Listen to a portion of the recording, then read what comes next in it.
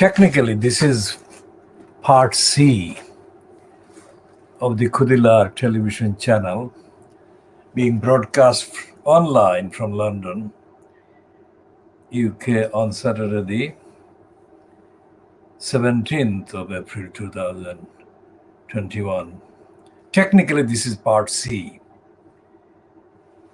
And then technically, for technical reasons, it may not appear online as part C because of logistical resettings that have had to be made. But this is a very minimum kind of appearance, if you like, in the presentation of this program. No decoration, nothing there in the background except the couple of lights and the chair I'm sitting on. Yet, what I'm saying in this particular basic infrastructured program is more significant and more substantial than anything that has been said in Fleet Street today or by the BBC or the other mainstream media outlets. Because the issue is corruption in Britain.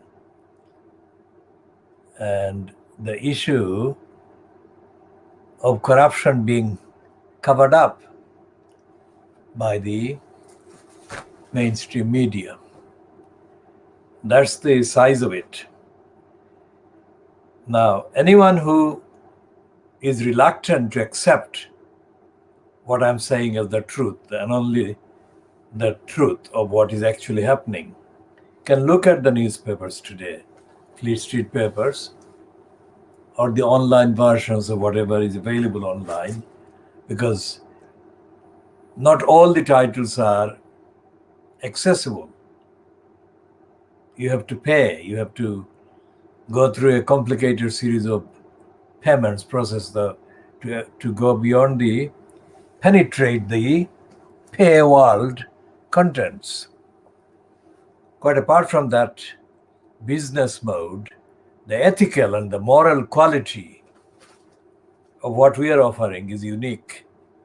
And I'm asserting that this is higher level than anything that you can find even within the paywalls or without the paywall kind of access, or on online platforms that can be accessed without having to pay. That is what I'm saying. And the reason is that all the commentators in the last few weeks that have witnessed the technical coverage by Fleet Street of the news, so-called news about David Cameron. David Cameron being the conservative ex-prime minister. And his behavior. All the main focus and attention and the facts that have been allowed to be published in the Fleet Street organs and by the mainstream newspapers and by the broadcasters like BBC and Sky News and ITV. The factual points have not been in dispute at all. What they have been doing, though, is they have been calling it lobby,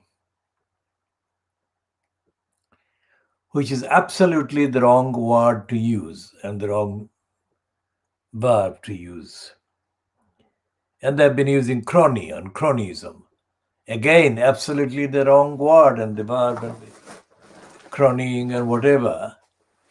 they don't represent the truth of what has been going on. And what has been going on in Britain for the last 70 years plus is corruption in government. I say last 70 years because in our contemporary kind of look and investigation into these events, we can only go back to our generations, if you like. I mean, it is completely significant. It is very significant to be able to relate to things that are happening now or have just happened and compare to these things that cannot be related to by witnessing them generationally, if you like. They have this very different kind of impact. As we are going through the second year, calendar year, of the pandemic, of the COVID-19, we are also witnessing a lot of, if you like,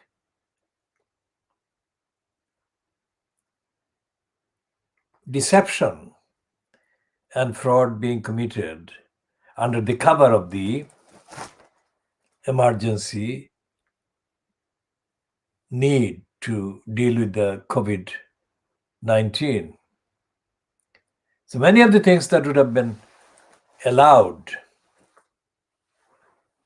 to be scrutinized before the passage or before they are being kind of quietly, secretly kind of put into law or made into kind of de facto convention. Those things have not been treated in the same way. And every time there is a serious issue, other than to do anything to do with COVID, the diversion has been allowed to be made by citing COVID or the emergency. But the truth is that the COVID, although it is an emergency and it has been absolutely vital to pay attention to all the restrictions, etc., that have been explained as being necessary. The truth is that the main amount of money that has been provided to businesses, etc., to keep the, within quotations, economy going, the main money has been passed over to small numbers of persons operating as organized criminals, stealing and robbing the public. And these are the, without any exception, people who have paid token amounts of money as donations to the Conservative Party, which is in power now. And that's it. So about 95% of the funding claimed to have been made available to all the society, all of society, has actually gone to criminals. In other words, Conservative Party donors. Not only that, contracts for the COVID-related National Health Service measures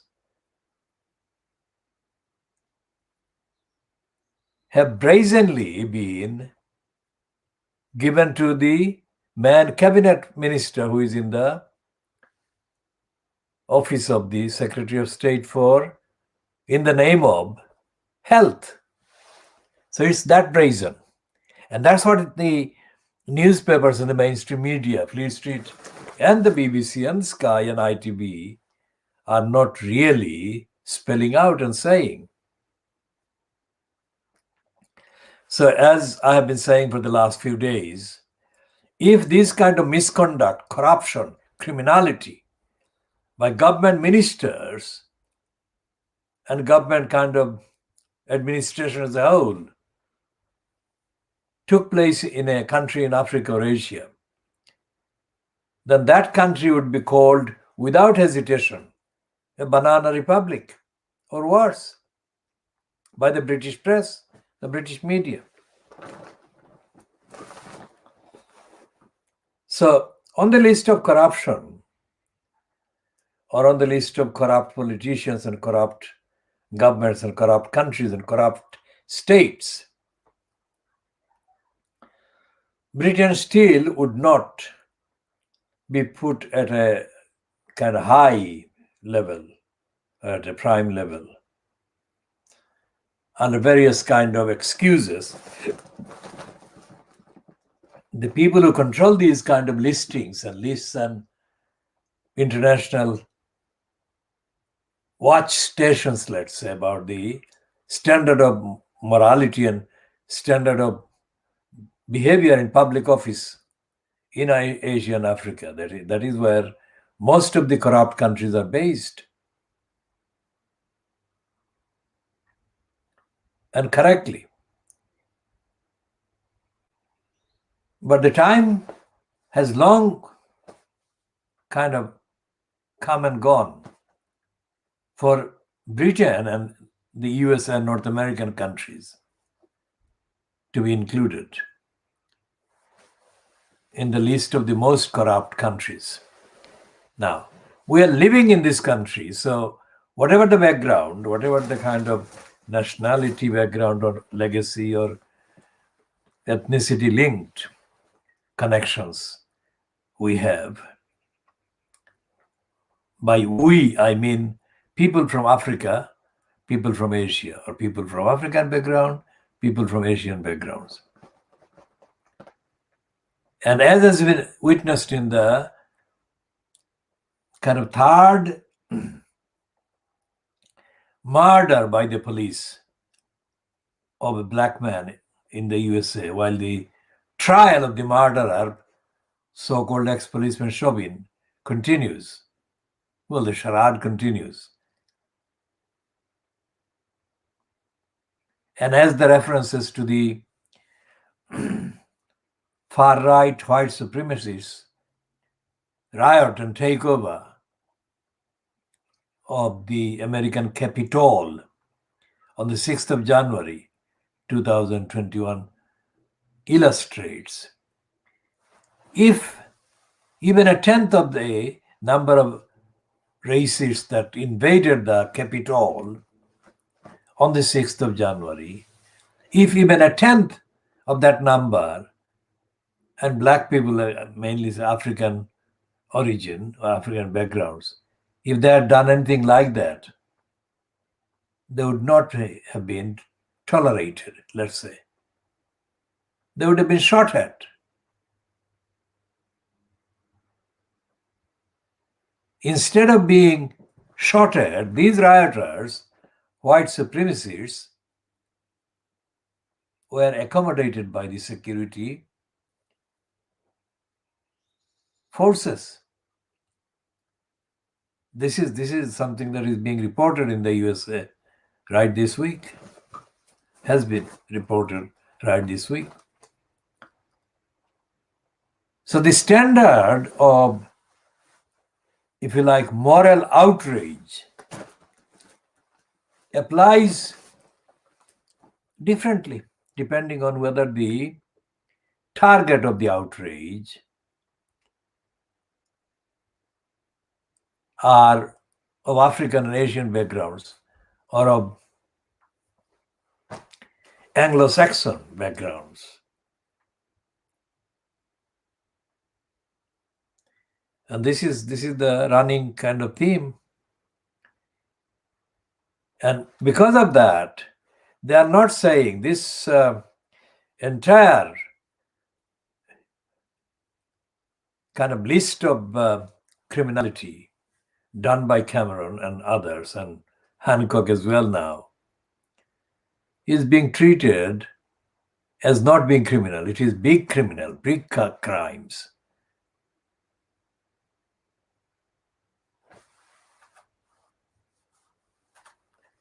So there is no evidence, there is no sign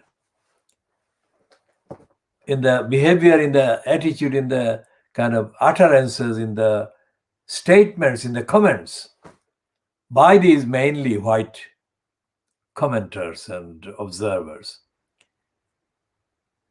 that they recognize any moral element at all.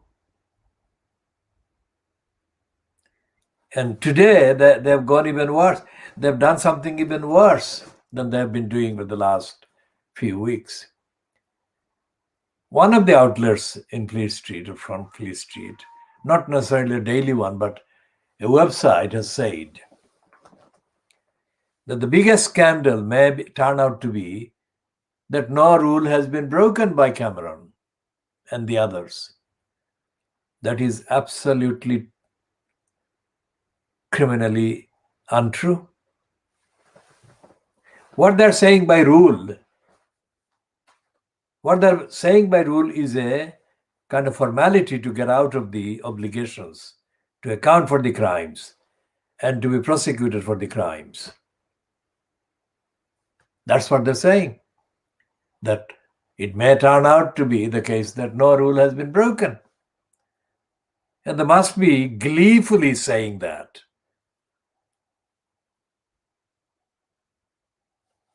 Now compare, even with the white majority of in the population who are in low income and in poverty.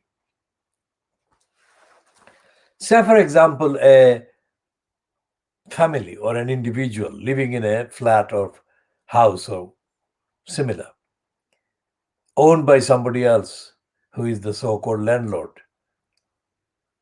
And this person or this family living in that property, for some reason, has got financial difficulties and cannot pay the rent. They would be immediately served with a notice, and an eviction application would be made against them. And they would be eventually thrown out of the home. And the amount involved in the rent arrears may be as little as 100 quid or 200 quid or something like that. Now think about this before moving on to the amount of money that Cameron and other crooks have been taken for granted and pocketing. Money that doesn't belong to them at all, never belonged to them. But the robbing society, and the society meaning the particular government at the time or its agencies, the local councils which implement the mainly poverty creating agenda. And if they are told that they should not be harsh on the poor people and they should leave the poor people alone and they shouldn't try to evict them or otherwise punish them, penalize them, those persons, if they made such pleas and requests on humanitarian, compassionate grounds, then the government would say to them, we haven't got money. We haven't got the money to help them. Now, this is the welfare state, so-called. It's long since ceased to be a welfare state. And it has been kind of turned into a war state within the social kind of state or local state. It's the local councils that have waged war against the poorest and the most in need members of the community, either individuals or families.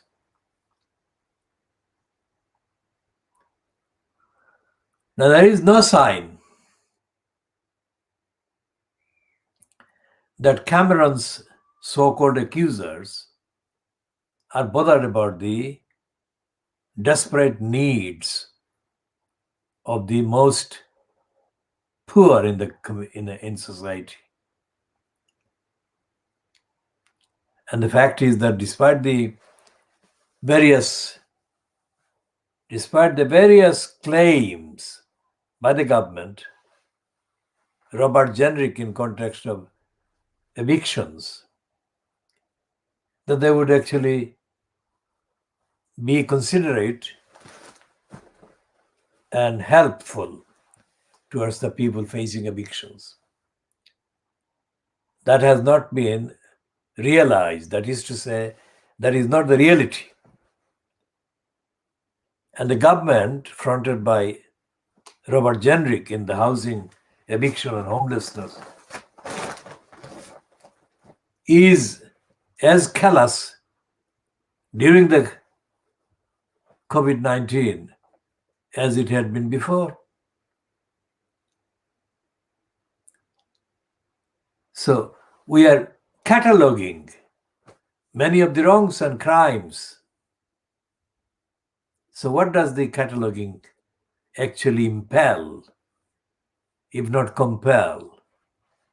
It impels the moving on to the question of why no criminal law is being applied to the criminals, and why they keep talking about lobbying and cronyism when the actual reality is that they have stolen, they have robbed, they have looted, they have plundered. Robbing, looting, stealing, and plundering. All of these were done by Barney Madoff,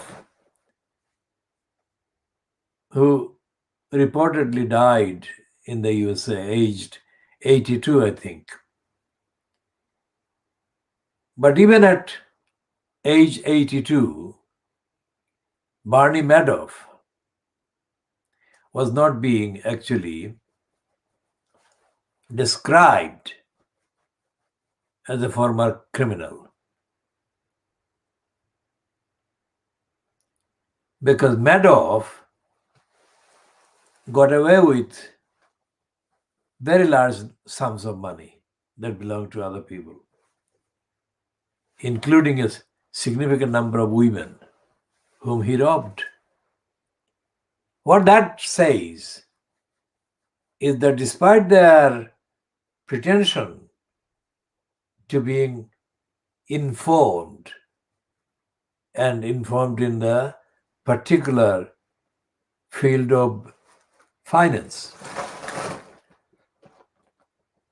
these operatives, Madoff and others and their counterparts in the UK, have been breaking every single known law against criminality, fraud, and theft. And there was a long-standing lying, being in denial statement by or on behalf of Barney Madoff,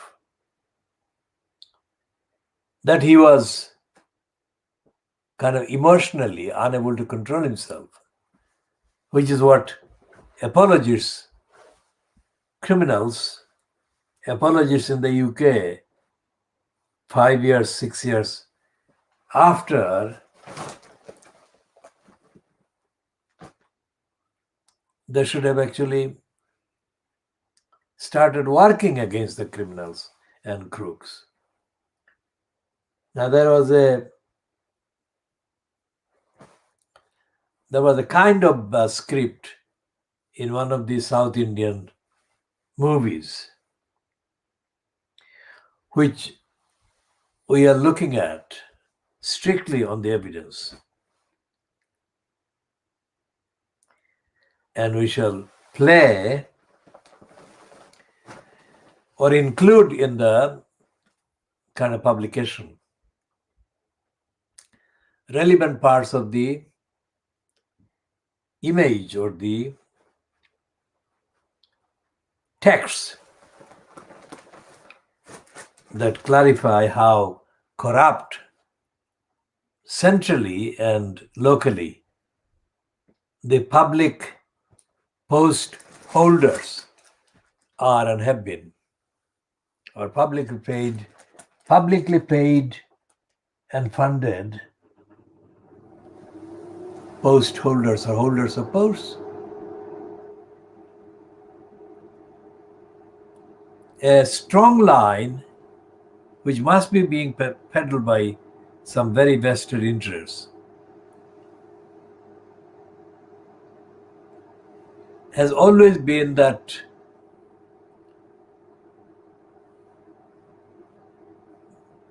Cameron is a kind of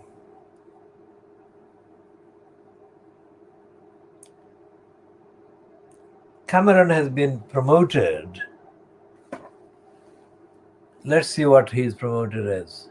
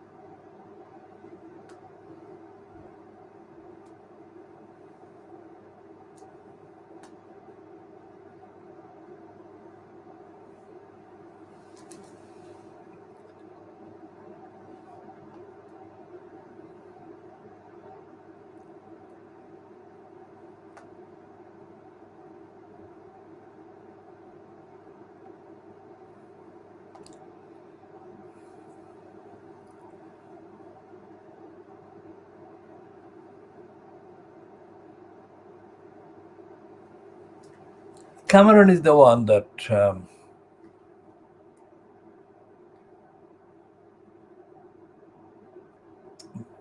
brought on Brexit.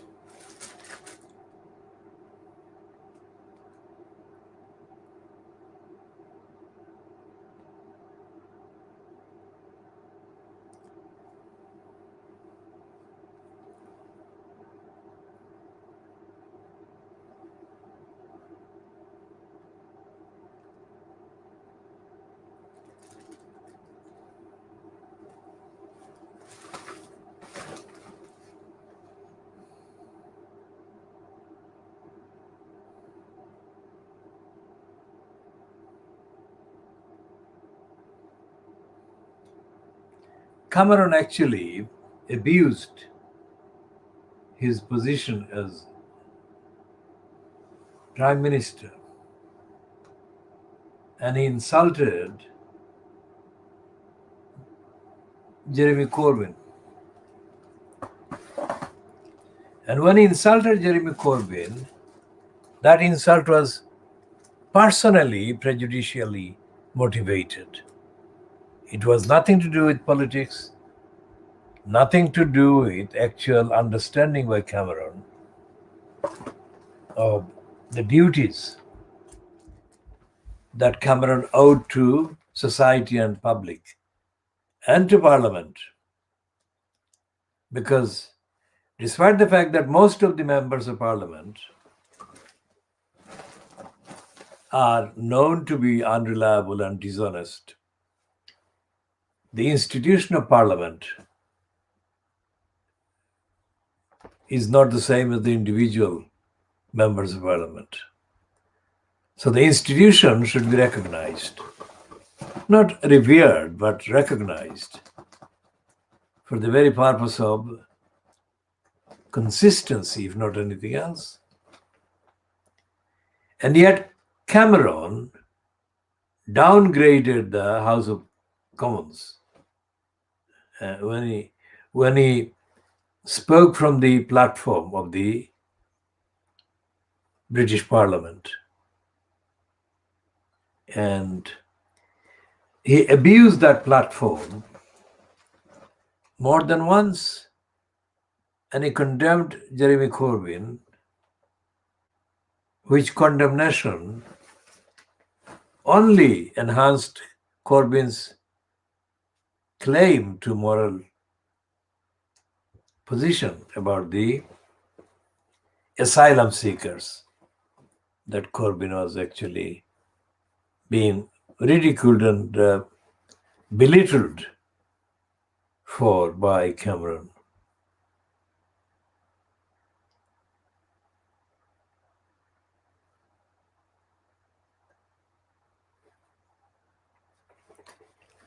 So when Cameron repeatedly insulted Corbyn, it was Corbyn who failed to answer, but absolutely shockingly, none of the Labour Party MPs that were part of the Corbyn shadow cabinet or Corbyn-led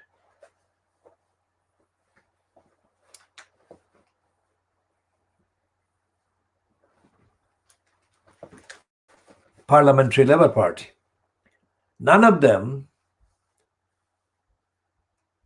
were seen or heard to defend Corbyn against a very universally accepted act of, accepted in the definition, that is, act of belittling a member of parliament that Cameron had done on every occasion. Every occasion that he abused the parliament, abused his position in parliament, and he abused Jeremy Corbyn. Now, if there was in place an intelligent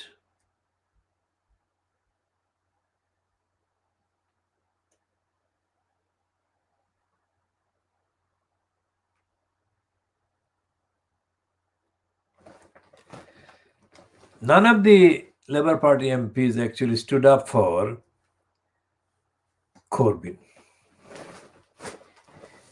Now that is something so bad that it cannot be condemned without losing all known sense of decorum and dignity in the conversation. So we shall not lose the decorum, and we shall just refer to the behavior of the Parliamentary Labour Party and the so-called front bench that was still in place, with Corbyn being the leader of the group, leader of the...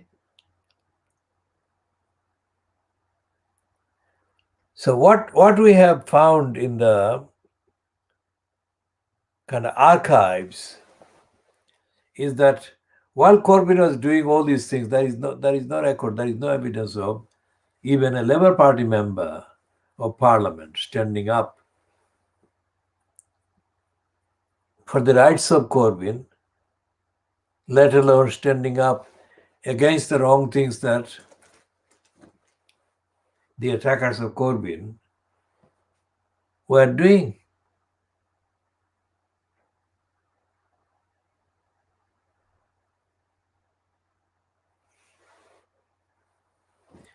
And what that did was to kind of foreshadow or give an indication as to what things were going to be like what they have been now.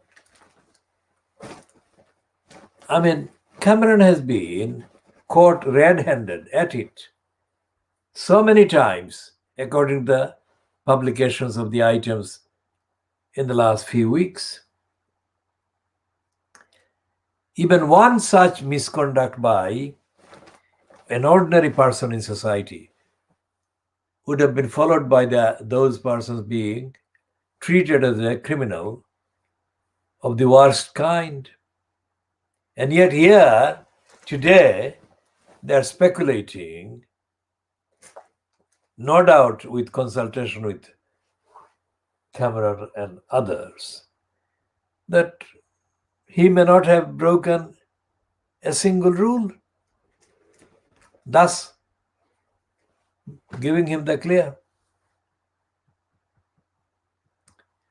That is actually likely to happen, because there is no chance that the Labour Party in the so-called form of opposition is doing anything to stop Corbyn kind of making any further abusive kind of act. The person, this secretary, permanent secretary in the department, whoever the name is, should have been actively opposing Cameron's misconduct.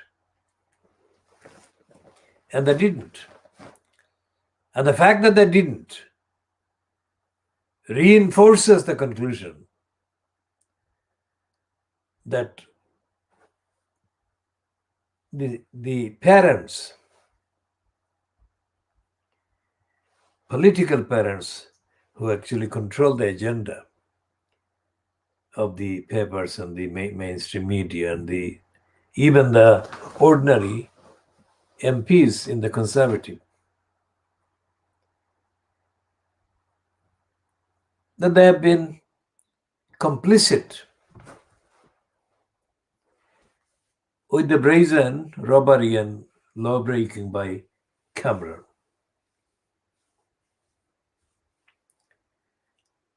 I mean, that is the obvious conclusion, because there is nothing, there is no call, there is no reference to Cameron as a criminal in the Houses of Parliament.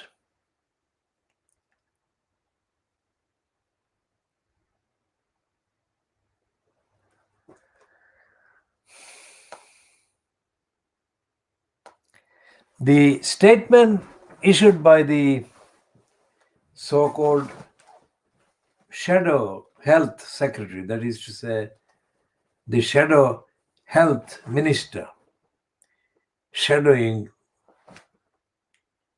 the minister, Conservative minister in the post of health, NHS, etc.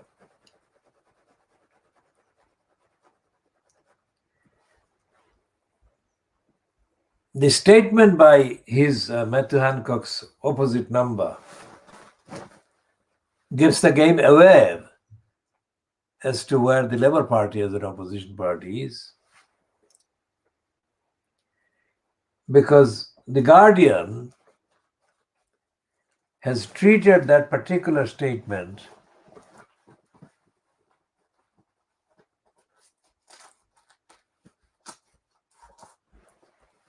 by the Jonathan Ashford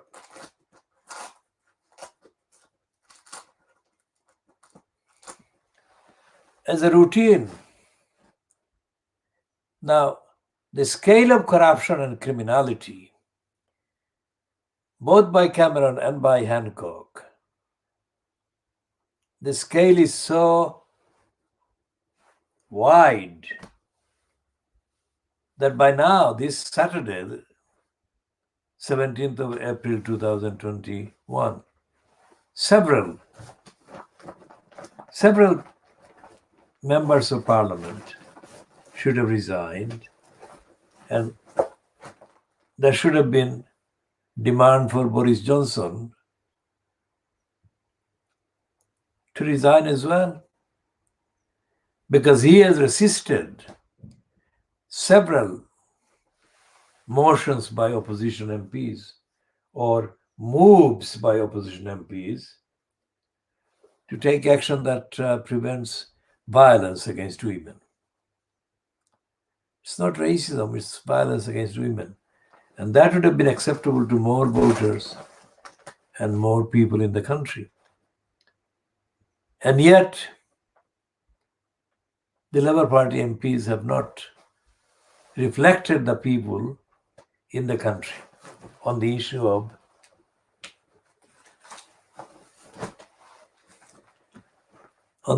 the Conservatives blocking a legal move that would have given extra protection to women from violence against men by men.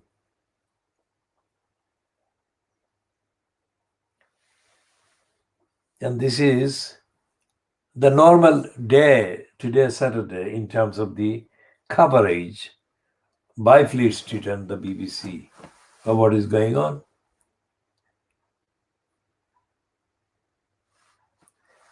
Now, obviously, the numbers of people in the USA are 5 times more than the people, counterpart population in Britain. So when they kind of make any accommodating step, accommodating crime and criminals, the forever fantasized, captured in the fantasy of special relationship, Britain and British mainstream behaves with another inventive expectation to have a diversion. They'll never get the diversion realized because the diversion is too obvious and too brazen. The fact is, therefore, that the structure of what is called, within quotation marks, civil service in the UK has been completely exposed as not functioning, not fit for purpose.